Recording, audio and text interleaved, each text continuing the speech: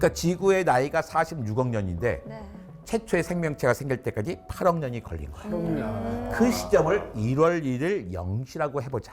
해보자. 네, 최초의 생명체가 생긴 걸 1월 1일 0시라 그러고 네. 우리가 같이 보물지도를 갖고서 보물선을 타고 가고 있잖아요. 네. 이 시간을 12월 31일 자정이라고 해보는 거예요.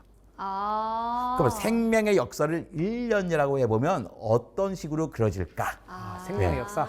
그럼 당연히 1월 1일 0시에 최초의 생명체가 생겼습니다.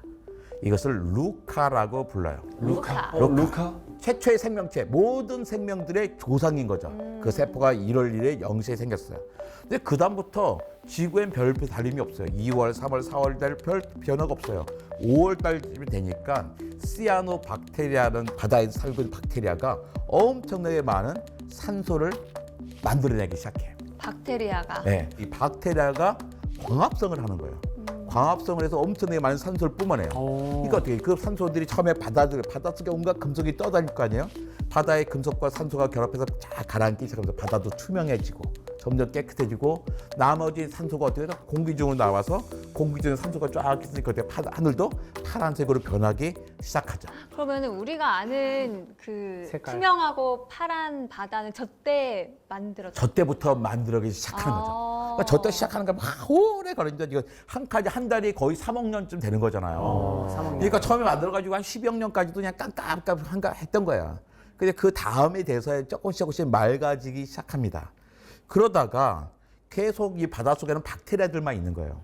또 어떤 박테리아들은 산소를 사용하고 어떤 박테리아는 산소를 사용하지 못해요. 네. 대부분의 박테리아는 산소를 사용하지 못하고 있었어. 근데 뭐 산소 농도가 점점 높아지고 있잖아요. 네. 산소를 사용하지 못하는 박테리아들은 이 산소가 독인 거야. 힘들어. 근데 그 옆에 마침 산소를 잘 활용하는 박테리아들이 있었어요. 산소를 사용하는 박테리아들은 에너지 효율이 17배나 높습니다. 그래서 잘 사는 거예요. 근데 산소를 사용하지 못하는 박테리아는 좋아. 얘네가 다 산소를 처리해주고 있으니까. 그러다 잘 살고 있는데 갑자기 겁도 없이 산소를 사용하는 박테리아를 집어삼켜버렸어. 누가요? 산소를 사용하지 못하는 박테리아가. 왜요? 모르겠어요. 왜 그런지. 삼켰어. 삼켰는데 네. 소화시키지 않고 같이 살아. 기괴한데요? 네, 같이 살게 된 거예요. 삼켜가지고 같이 살아. 공생 관계가 돼버렸네. 이게 최초의 공생을 하기 시작한 거예요. 어. 네. 그러면서 산소를 사용하던 박테리아가 산소를 사용하지 못하는 박테리아의 몸속에 들어가서 세포 안에 들어가서 뭐가 되냐면 미토콘드리아가 됩니다. 그게 미토콘드리아. 학교에서 배웠죠. 네. 학교에서 뭐라고 배웠습니까? 미토콘드리아는 세포의 발전소라고 가르쳐 줍니다. 세포 발전소. 그렇죠. 네, 네. 엄청나게 많은 에너지를 만들어내거든. 맞아요. 네. 그러니까 이 지구는 산소가 계속 들어와도 어떻게 자기가 산소를 계속 생산해 주는 거예요. 그러니까 자기가 에너지를 계속 생산해 주는 거죠. 그러면서 진핵 세포란 게 생깁니다. 원핵 세포와 진핵 세포가 있는데 원핵 세포는 뭐냐면 그냥 원시적인 세포를 생각하면 돼요. 세포 안에 그냥 유전자가 둥둥 뛰어다니고 있는 거야. 진핵 세포는 뭐냐면 그 유전자가 있는 염색체가 딱 방 안에 따로 있어요. 근데 그러고 있다가 9월 달쯤 돼서 처음으로 유성생식이 생깁니다. 암수. 암수가 생긴 거예요. 암수가 생긴 게 왜 그러냐면 이 산소 농도가 계속 높아졌잖아요. 네. 그러니까 되게 이제 많은 생명들이 산소는 독이야. 그러니까 자꾸 없어져. 근데 유성생식이 생기면 살아남을 수 있는 기회가 생기는 거예요. 그때 죽음도 생깁니다. 유성생식 때부터. 그 전까지는 죽음이라는 개념이 없었군요. 없죠. 유성생식 전에 뭐예요? 무성생식, 복제잖아요. 그러니까 이거 죽었다고 할 수가 없는 거야. 그러네요. 그런데 있으니까. 유성생식이 뭐예요? 암컷과 수컷에서 각각 유전자를 받았잖아요. 전혀 새로운 새로운 게 생명체예요. 생겼네. 위가 조금 다르니까. 근데 이 유전자가 섞이면서 막 꼬이고 그러면서 돌연변이가 일어나요.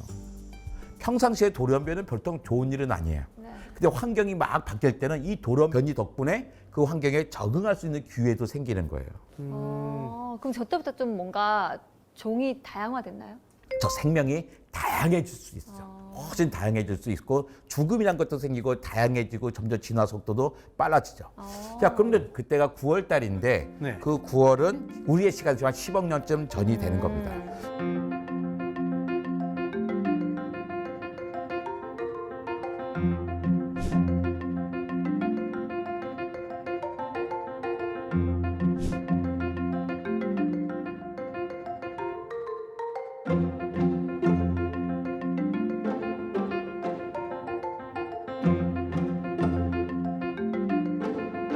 10월 달쯤 되니까 다세포 생명이 생깁니다.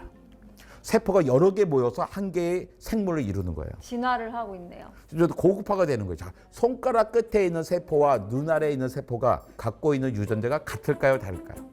같아요. 다릅니다. 같습니다. 같습니다. 달라요. 같습니다. 다릅니까? 어떻게 다른 생각해요? 기능도 다르고 60쪽의 세포로 이루어져 네. 있는 거다 보니까 똑같은 놈들끼리 굳이 모이지 않고 다양하게 있지 않을까, 기능에 따라서. 그러니까 모든 세포는 유전자를 갖고 있잖아요. 엄마랑 아빠한테 받은 유전자를. 그렇다면 만약에 다르다면 이 손가락 끝에 있는 유전자는 우리 아빠한테 왔고 눈 아래에 있는 세포는 307호 아저씨한테 왔을까요? 그럴 리는 없잖아요. 아, 그럼 안 다 되는데? 똑같이 엄마와 아빠한테 네. 왔잖아요. 네. 그러니까 똑같은 유전자를 갖고 있는 거예요. 유전자는 같다. 유전자를 갖고 있는데 위치에 따라서 역할이 다르니까 다른 형태의 모습을 갖고 다른 역할을 하고 있는 거죠. 이게 세포가 고도화되고 전문화되고 있는 거예요. 어떤 건 보는 거, 어떤 건 냄새를 맡고, 어떤 거는 운동을 하고 다양한 세포의 구조를 가지고서 세포가 뭐 조직이 되고 조직이 기관이 되고 이러면서 고급화가 되는 거죠. 그때가 10월 달쯤 되는 겁니다. 와.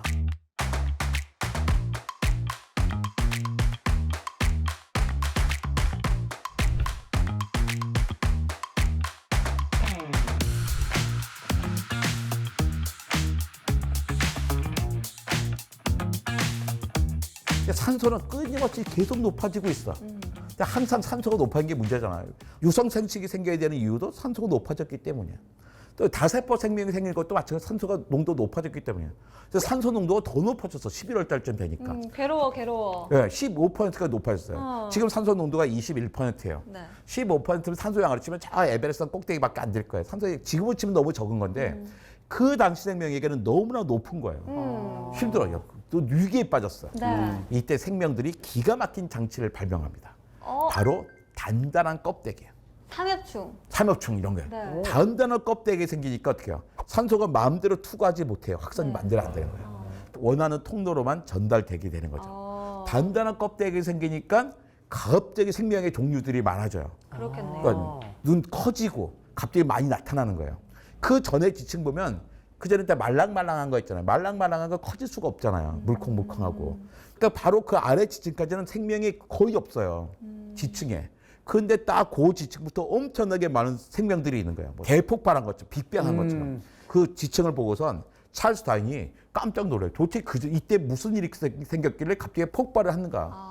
자기는 진화가 일어나면 한 개 조금씩 점진적으로 변할 줄 알았는데 무슨 폭발이 일어났어. 혹시 내가 잘못한 게 아닐까 생각했단 말이에요. 네. 이때가 생명 역사를 1년으로 치면 11월 4일쯤 되는 순간입니다.